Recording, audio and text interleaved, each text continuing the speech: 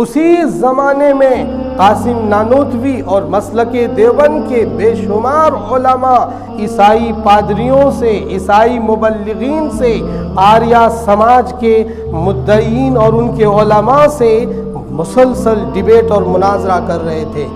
اسی زمانے میں انگریزوں کو یہ لگا کہ کیسے ان کو دبایا جائے اور ان کے مذہبی عقائد کو کیسے خلط ملط کیا جائے۔ ویسے تو مسلم علماء ایسا جواب پیش کر رہے تھے ڈیبیٹ میں کہ عیسائیت خم ہو رہی تھی، عیسائی علماء سے جواب نہیں بن پا رہا تھا، مسلم علماء کو ہر مجلس میں کامیابی مل رہی تھی۔ تو انہوں نے سوچا کہ کچھ ایسا دراڑ پیدا کیا جائے جو حتمی اور یقینی طور پر مسلمانوں کے بیچ ایک نیا پنگا کھڑا ہو جائے اور نئی دیوار کھڑی ہو جائے اور آپس میں نیا جھگڑا قائم ہو جائے۔ ایسا کچھ پلان کیا، اور اس پلان کے لیے انہوں نے سب سے پہلے سرچ کیا کہ ہندوستان میں کون سی جگہ ہے جہاں ہم اس پلاننگ میں کامیاب ہو سکتے ہیں۔ ہندوستان کا ضلع صوبہ پنجاب کے ضلع گورداسپور میں انہوں نے اس پلاننگ کی ابتدا کی، آغاز کیا۔ پنجاب میں ایک ضلع گورداسپور ہے، اس ضلع گورداسپور میں ایک قصبہ ہے جس کا نام قادیان ہے۔ سب سے پہلے پورے پنجاب کی تاریخ پر مطالعہ کیا، سمجھا، وہاں کے مسلمانوں کو سمجھا، تو انہوں نے یہ سمجھا کہ پورے پنجاب میں مسلمانوں پر سکھوں کا زبردست ظلم اور زیادتی ہے اور ان کا تسلط ہے۔ 80 سال سے مسلمان پریشان ہیں اور پورے اس صوبے کے اندر مسلم اپنے عقیدے اور اسلامک ریتی رواج اور اسلامک مسائل اور احکام کے اعتبار سے، اسلامی شعائر کے اعتبار سے کمزور پڑ رہے ہیں۔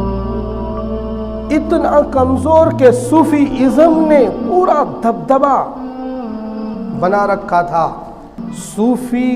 صوفیوں کے شعبدہ بازی اور ان کی جال سازی نے پورے پنجاب کو جکڑ رکھا تھا، حتیٰ کہ خواب اور الہامات اور کرامتوں کی دنیا میں وہ لوگ جی رہے تھے جو جتنے شاندار کرامتیں یا جو جتنے شاندار شعبدہ بازی دکھا دیتا وہ اتنا ہی مقبول ہوتا سماج میں، جس سے شرک اور بدعت کا پورا رواج پنپ رہا تھا۔ اس ماحول میں انگریزوں کو ایک آدمی ملا جس کا نام مرزا غلام احمد قادیانی ہے۔ یہ قصبہ ضلع گورداسپور کے قصبہ قادیان کا رہنے والا تھا۔ مرزا غلام کے والد کا نام تھا غلام مرتضیٰ اور ان کے مرزا غلام کے دادا کا نام تھا عطا محمد اور پردادا کا نام تھا گل محمد۔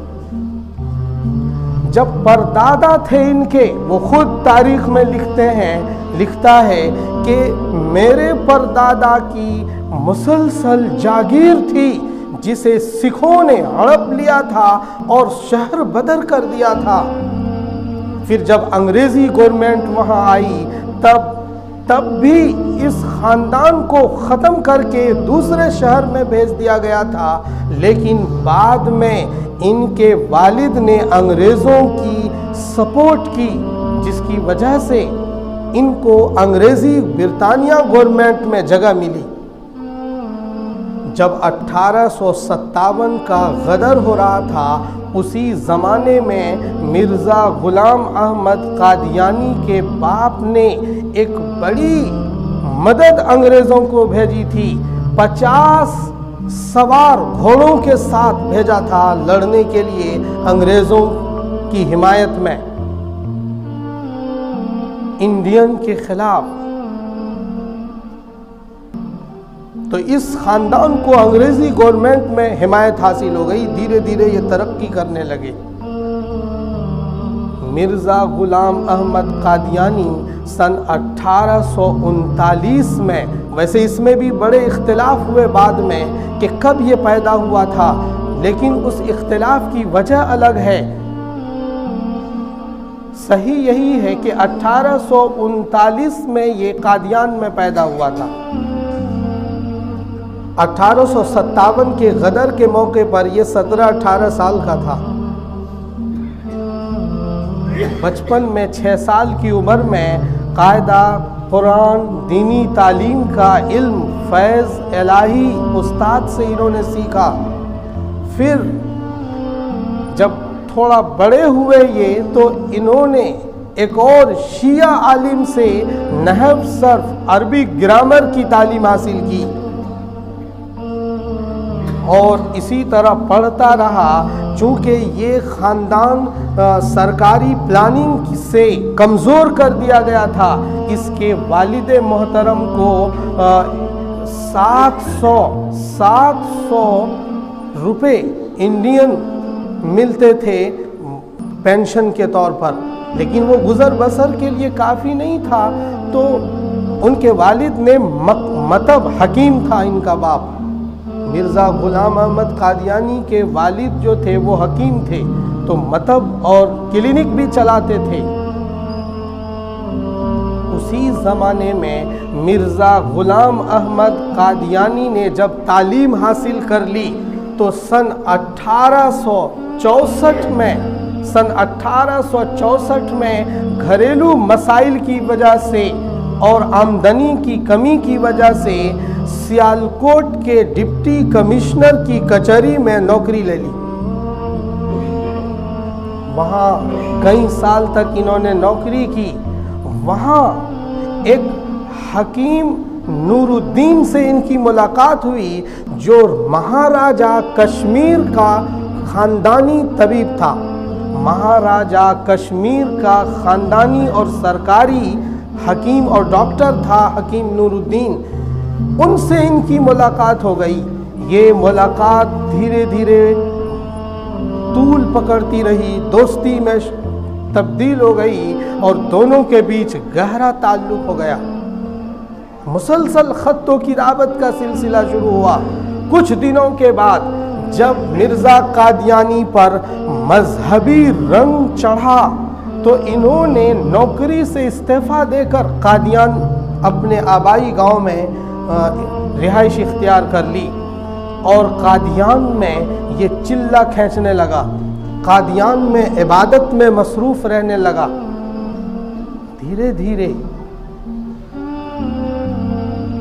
فیمس کیسے ہوا؟ یہ فیمس اس طرح سے ہوا جب عیسائی پادری اور آریہ سماج کے علماء مبلغین ڈیبیٹ کر رہے تھے، تو اس نے جو تعلیم حاصل کی تھی مذہبی، اس کو بیس بنا کر مناظرے شروع کیے عیسائیوں سے۔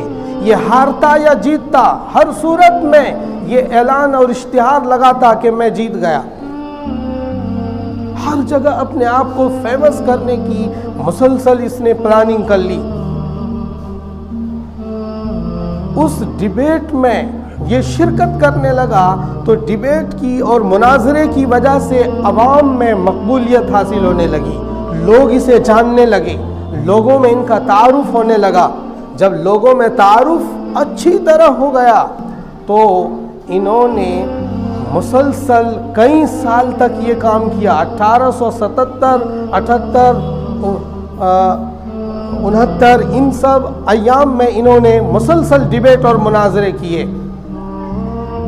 پھر انہوں نے اخبار میں ایک اشتہار نکالا، ایک جریدہ اور ایک رسالہ لکھا کہ میں 300 دلائل آریہ سماج کے خلاف اور عیسائیت کے خلاف 300 دلائل پیش کروں گا، اور اس کا جواب دھرتی پر کوئی نہیں ہے جو دے سکے۔ आर्या समाज का आलिम या ईसाई आलिम, क्रिश्चियंस उलमा, कोई उस सवाल का जवाब 300 दलाइल का जवाब कोई नहीं दे सकता। अगर कोई देगा तो उसे मैं 10,000 रुपए इनाम दूंगा। ये इसने इश्तिहार लगा दिया। इस इश्तिहार में उन्होंने लास्ट में लिखा कि 300 दलाइल को एक जगह जमा करने के लिए 50 जिल्दों में एक किताब लिखूंगा। कितनी जिल्दों में? 50 जिल्दों में। सो मुझे पैसे चाहिए। अब लोग जो इनसे मुतासिर थे, अवाम में जो इन्होंने मुनाजरे और डिबेट में पकड़ बनाई थी, उसको वसूलना शुरू किया और चंदे में कामयाब हुआ।